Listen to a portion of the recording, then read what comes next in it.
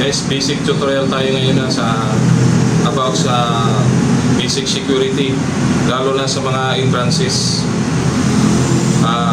Alam mo guys, lalo na sa mga security na matatagal na, alam niyo na kung anong mga procedure.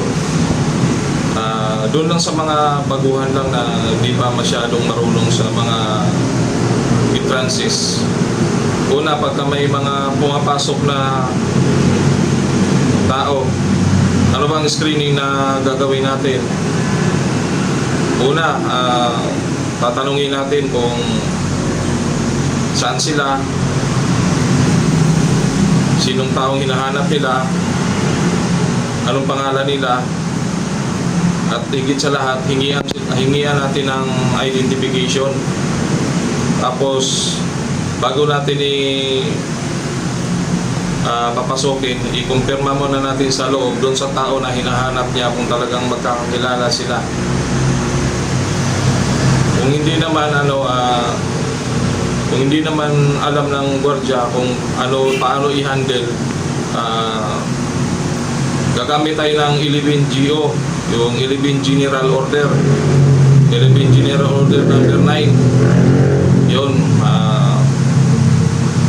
ano ba ang 11 General Order number 9? To call my superior in case not covered by instruction.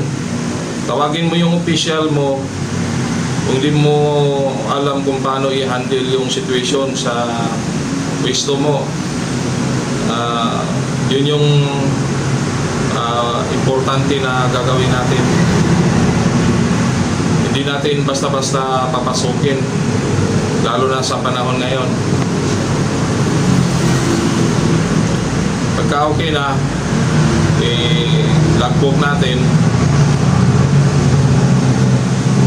So, yun lang ang may bahagi natin.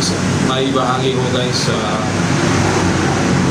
Basic lang na trabaho sa entrances. Halos pare-parehas lang naman yung pag-handle niyan. Kahit saan tayo pupunta na establishment, pare-parehas lang yung pag-handle. Yung kaibahan lang, yung pamalakad na gustong ipapatupad ng client natin. Yung procedure, may changes kasi na konti lang naman. Pero yung protocol niyan sa pagpaprocess, pare-parehas lang. So, yun na yun guys. Sana may natutunan din tayo kahit papaano.